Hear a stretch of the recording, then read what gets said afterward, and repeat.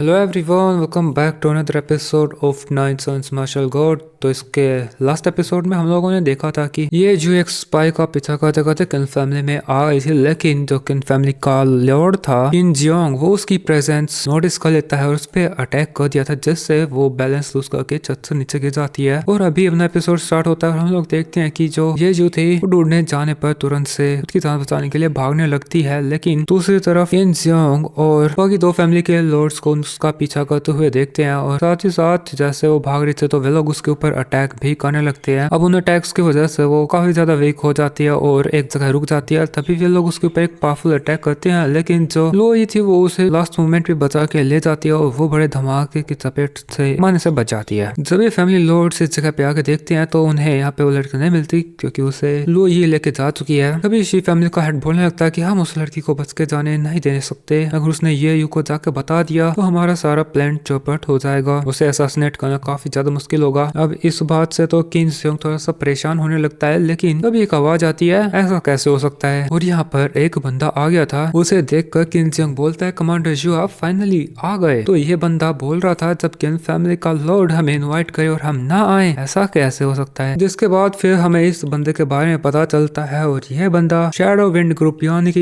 यिन Fang मर्शनरी group का leader या फिर कोई एल्डर है, क्यू जुआन। और क्यू जुआन बोल रहा था आप चिंता ना करें, आपने जिस आदमी को हमें मारने के लिए बोला है वो सरवाइव नहीं करेगा। जिस पे किंग जियोंग बोलने लगता है कि आपका बहुत बहुत शुक्रिया, लेकिन मैंने आपको पहचाना नहीं, कहीं आप शैडो विंड ग्रुप के सिक्स्थ घोस्ट तो नहीं। जिसके बाद वो हंसने लगता है। जिसके बाद फिर अपना सीन चेंज हो करके ये जू पे आ जाता है, जिसको लोही ने बचा लिया था और वो उसे पूछ रही थी कि क्या तुम अभी ठीक हो, लेकिन वे लोग तुम्हारा पीछा क्यों कर रहे थे। तो ये जू उसे बताने लगते है कि ये फैमिली के अंदर अभी भी कोई इनसाइडर है जो किन फैमिली के साथ मिला हुआ है, मैंने तो बस उसे फॉलो किया था और एक्सीडेंटली उनके प्लान को डिस्कवर कर लिया, इसीलिए वो उसे मारना चाहते हैं। उनका प्लान ये को असैसिनेट करने का है। तो सुन के तो लोई भी थोड़ी सी घबरा जाती है। ये यू से बता रही थी कि मेरे आने से पहले ये यू उसके ग्रुप के साथ हमारे बेस्ट फॉरेस्ट जाने की बात कर रहा था, मुझे जल्दी से निकलना होगा। तो वो यहाँ से भागने की कोशिश करती है उन्हें बताने के लिए, लेकिन वो तुरंत ही नीचे गिर जाती है क्योंकि वो पहले ही काफी ज्यादा इंजर हो चुकी है। तभी लोई उसे आगे संभालती है, लेकिन ये जो बोलने लगी थी कि मिजू मुझे बताने के लिए आपका शुक्रिया, लेकिन मुझे अभी जल्दी से यही को इन्फॉर्म करने के लिए जाना होगा। और वो यहाँ से निकल जाती है। लोई भी यहाँ से जा रही थी कि तभी उसे उसकी ग्रैंड माँ की आवाज आती है, तो उससे रुकना पड़ता है। उसकी ग्रैंड माँ उसे रोक रही थी और वो बोल रही थी कि तुम्हें उस यही से जितना दूर हो सके उतना रहना चाहिए, नहीं तो तुम हर्ट होगी। जिस पे लोई भी बोल रही थी कि मैं समझती हूँ ग्रैंड माँ, लेकिन ये बस आखिरी बार है, पक्का प्रॉमिस ये आखिरी बार। और फिर वो ऐसा करते करते चली जाती है। जिसके बाद अपना सीन चेंज हो करके ये की गाड़ी पे आ जाता है और यह लोग फैमिली बीस्ट माउंटेन की तरफ जा रहे हैं। रास्ते में हम लोग देखते हैं कि जो जाव्यू थी वो ये ने जो कल्टीवेशन टेक्निक दी थी वो प्रैक्टिस कर रही थी। तो देखे जो मुंह बोल रहा था तुम रहने तो तुमसे नहीं हो पाएगा, मुझे नहीं लगता कि तुम्हारी नन्हे हाथों से अटैक करने के बाद किसी को खरोच भी लगेगी। तो वो उसे डांटने लगती है कि क्या तुम मेरा मजाक उड़ा रहे हो, क्या तुम मुझे कमजोर समझते हो, इस टेक्निक को मास्टर ये ने मुझे दिया है, अगर तुम मेरी इंसल्ट करोगे तो तुम ब्रदर ये की भी इंसल्ट करोगे। जिस पे फिर वो जाव्यू को बोलने लगा था कि ये टेक्निक इतनी भी मुश्किल नहीं है जितनी तुम उसे बना रही हो, अब देखो ध्यान से, मैं इसे प्रैक्टिस करके दिखाता हूँ। तो फिर वो उसे प्रैक्टिस करके बताने लगा था, लेकिन इन दी एंड वो उसके साथ फ्लर्ट ही कर रहा था। और फिर जाव्यू चार चाटे उसको धर देती है, लेकिन इस वजह से इनकी गाड़ी रुक जाती है। और यही बोल रहा था मैं तो सो रहा था, लेकिन तभी वो नोटिस करता है कि ये लोग लगभग हेवनली बेस माउंटेन में पहुंच ही गए हैं। जिसके बाद अभी ये लोग पैदल चलने का डिसाइड करते हैं। जिसके बाद हमें हेवनली बेस्ट फॉरेस्ट को दिखाया जाता है, जहाँ पे यू बता रहा था कि इस फॉरेस्ट के पास यांजोउ टाउन है, जहाँ पे अक्सर हंटर्स गैदर हुआ करते हैं। फॉरेस्ट में जाने से पहले हमें कुछ सप्लाईज ले लेनी चाहिए, खाना और जितनी भी जरूरत की चीजें जो हमारी हंटिंग में मदद करेंगे। और यहाँ पे हम लोग काफी सारे स्टॉल्स को देखते हैं जो काफी सारी कीमती ट्रेजर्स को बेच रहे थे, आपको बेच रहे थे। जाओ तो यह सब देख काफी ज्यादा हैरान हो रही थी। वो बोली थी मैंने इतनी सारी कीमती चीजें आज तक नहीं देखी, यहाँ पे तो अच्छी अच्छी खाने की भी चीजें हैं, मुझे तो भूख लगी है, मैं ये लेने जा रही हूँ। और फिर उसके साथ तो भी चला जाता और ये यहाँ पे अकेला रह गया था। वो बोल रहा था मैं अपने लिए क्या खरीदूं, इतने में उसे कुछ वेपन्स दिखा देते हैं। तो उस तरफ से जाव्यो भी उसके लिए खाना लेकर के आ जाती है। तो ये उनको बोलता है अपने अपने लिए एक वेपन चूज कर लो। तो जामू को तो एक गदा पसंद आती है, लेकिन वो तो उसे उठा नहीं पा रहा था। फिर वो नाटक करने लगता है कि ये वेपन्स तो हल्के होने चाहिए ना, फिर इनको इतना भारी क्यों बनाया जाता है। मुश्किल से वो एक गदा को थोड़ा सा हिला पाता है, फिर वो हार ही मान लेता है। उसकी इज्जत बताने के लिए वो बोल रहा था लेडीज फर्स्ट। तो जाओ जो फिर आगे जाके बोलते हैं तुम्हारे बस का कुछ नहीं है, और वो खुद के लिए एक नहीं बल्कि दो गदा ले लेती है, यानी कि वो दो मुंह से भी ताकतवर है। और ये देख के तो ये के भी होश उड़ जाते हैं। लेकिन इधर जावी जाओ बोल रही थी कि वैसे तो ये गधा मुझे पसंद है लेकिन ये अच्छी नहीं दिखती, मैं इन्हें नहीं लूंगी। और फिर वो उसके लिए दूसरे वेपन्स को देखने लगती है, जिसके बाद वो उसके लिए 2 किचन नाइफ्स ले लेती है। ये उसे बोल रहा था जाओ तुम्हें तुम्हारे लिए कोई स्वॉर्ड चुननी चाहिए, लेकिन वो बोल रही थी बट मुझे तो यही पसंद है, जिसके बाद उसने भी उसके लिए स्वॉर्ड्स ले ली थी। अब ये आगे बढ़ने लग जाते हैं। हम यही को देखते हैं कि वो एक साइड से काफी जोर जोर से आवाज आते हुए उधर भी चला जाता है, जहाँ पे जो एक आदमी था वो कोई काफी अच्छी चीज बेच रहा था जिसकी कीमत काफी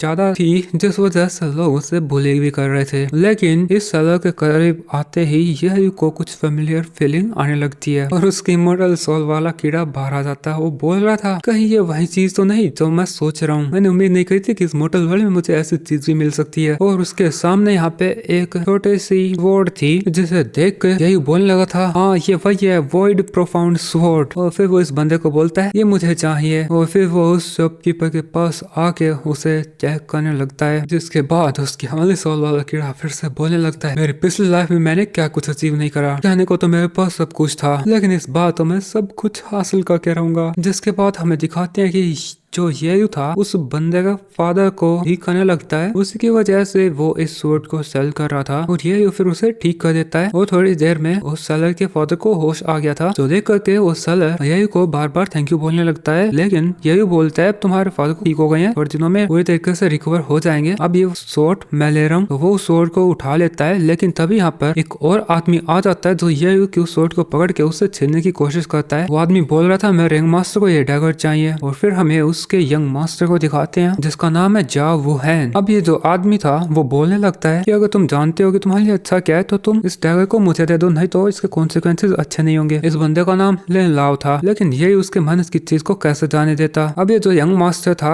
वुहेन, इसको यहाँ के लोग पहचान जाते हैं कि ये यहाँ के प्राइम मिनिस्टर चाओ का तीसरा बेटा है, तो सभी डर के भाग जाते हैं। अब फिर चाओ वुहेन बोलने लगता है कि तुम लोगों ने सही सुना, मुझे ये डैगर पसंद आ गया है, इसलिए तुम भी इसे यहाँ छोड़ के चुपचाप दफा हो जाओ। लेकिन जिस टाइप की वो एक्टिंग कर रहा था अपने इन किरदार को वो बिल्कुल भी पसंद नहीं आता। जिसके बाद हम ये को देखते हैं, वो भी उस एल्डर को बोल लेता है ये सोट को मैंने बाय करा है इसलिए तुम दफा हो जाओ। और वो उस एल्डर से सोट को छीन के यहाँ से जाने लगता है, जिस वजह से उससे गुस्सा आ जाता है। और ये जा वुहेन भी एक्टिंग करने लगता है कि इसकी हिम्मत तो देखो, मुझे जो चीज चाहिए मैं उसे हासिल करके रहता हूँ, वो सोट लेके आओ। और फिर वो मास्टर लिन लाओ को खूब ज्यादा डांटने लगता है और बोल रहा था उसे लेके आओ, नहीं तो मैं अपने फादर को तुम्हारी शिकायत कर दूंगा। तो एल्डर लिन लाओ ये के ऊपर अटैक कर देता है। ये तो तुरंत खुद को और उसके दोस्तों को बचा लेता है, लेकिन वो इस आदमी की पाव देख के समझ गया था कि वो अर्थ रेल्म का कल्टिवेटर है, तो वो भी उससे फाइट करने के लिए तैयार हो जाता है। और इधर ये जो लिन लाओ था वो भी यही के ऊपर अटैक कर देता है और अभी ये दोनों एक दूसरे के साथ फाइट करने लगते हैं। ये इतने पावरफुल कल्टिवेटर के साथ ज्यादा देर तक फाइट नहीं करना चाह रहा था, तो वो उसकी पूरी जान लगा के लिन लाओ को उससे दूर कर देता है, जो देख के तो लिन लाओ को गुस्सा आ जाता और वो यही के ऊपर फिर से अटैक करने लगा था, लेकिन ये भी खुद को बचा रहा था और तुरंत ही लिन लाओ के ऊपर एक सोल अटैक करता है, जिससे उसे खुद की जान तुरंत बचानी पड़ती है। इतनी देर में ये तो यहाँ से गायब हो जाता है, लेकिन उसने जो सोल अटैक किया था वो धरती को भी चीर देता है, जो देख के तो ये एल्डर जोर जोर से खुश होने लगता है। वो बोल रहा था ऐसा लगता है कि लड़का थोड़ा सा मिस्टीरियस है और इसके पास कोई मिस्टीरियस कल्टीवेशन टेक्निक भी है, और बोल रहा था तुम मुझसे नहीं बचोगे। जबकि दूसरी तरफ हमें दिखाते हैं कि ये उसके दोस्तों को बचा के फॉरेस्ट में काफी अंदर तक ले आया था। वो बोल रहा था तुम दोनों को तुम्हारी जुबान ज्यादा नहीं चलानी चाहिए थी, देखो तुम दोनों की वजह से कितनी बड़ी प्रॉब्लम हो गई। जिस पे जाओ ये बोलने लगते इसमें हमारी क्या गलती है, वो है मुझे कितने कमीनेपन से देख रहा था, इसलिए मैं भी गुस्से में बोल गई। लेकिन लिन लाओ के अटैक्स की वजह से ये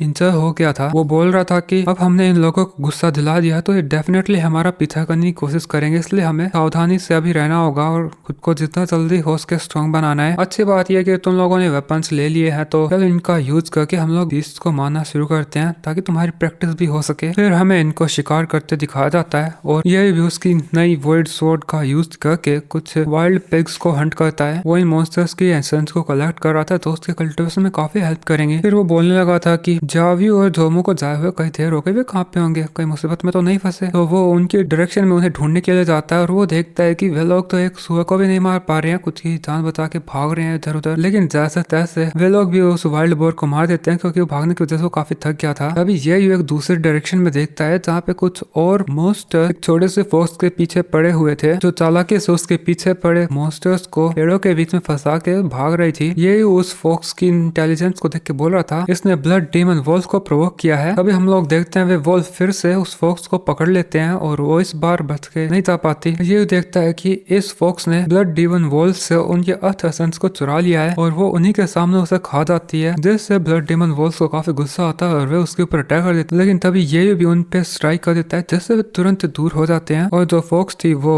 ये के पास आ जाती है और वो उसे उठा लेता है। वो बोल रहा था कि किसी से कोई उनकी चीज चुराना अच्छी बात नहीं है, तुम थोड़ा साइड हटो, तुम्हें चोट लग जाएगी। और वो उस फॉक्स को उठाकर साइड में रख देता है, जिसके बाद उसकी वर्ड स्वॉर्ड का यूज करके उस ब्लड डीमन वोल्फ पे अटैक करता है। तो एक की तो जान चली जाती है, लेकिन जो दूसरा था वो काफी गुस्से में ये पे अटैक करने लगता है। वो काफी ज्यादा एनरेज हो गया था, इस वजह से ये को भागना पड़ता है और ये को चकमा देके वो वॉल उस फॉक्स को खाने वाला ही था कि ये फिर से उसकी वर्ड स्वॉर्ड का यूज कर देता है। तो वो ब्लड डीमन वोल्फ भी मारा जाता है। इस बात तो ये फॉक्स काफी ज्यादा इम्प्रेस हो गई थी, लेकिन तभी ये पूरा फॉरेस्ट हिलने लग जाता है। तो जिस साइड से वाइब्रेशंस आई थी तो ये उस तरफ चला जाता है, जिसके बाद हमें एक लेक के ऊपर एक टाइप का स्पेशल फ्लावर दिखाया जाता है जो अभी खिलने वाला ही था। और यहाँ पे हम ये के अलावा काफी सारे और कल्टिवेटर्स को भी देखते हैं जो उसी फ्लावर के खिलने का इंतजार कर रहे थे। तभी यहाँ पे हम लोग देखते हैं कि जाओ वुहेन और लिन लाओबे आ जाते हैं और वो तो चला चला के बोल रहा था कि अगर किसी ने भी 7 गॉड्स फ्लावर को लेने की कोशिश की तो उसे जान से मार दिया जाएगा। तभी हमें इस फ्लावर को दिखाते हैं जो कि खिलना शुरू कर देता है और काफी सारे स्पिरिचुअल एनर्जी रिलीज कर रहा था। तो जो बेवकूफ वुहेन था वो तो उसे पाने के लिए दौड़ पड़ता है, लेकिन जो वाइल्ड बोर्स वे उससे आके टकरा जाते हैं और उसे उड़ा देते हैं। इसके अलावा जितने भी यहाँ पे बाकी कल्टिवेटर्स थे वे भी उस फ्लोर को पाने के लिए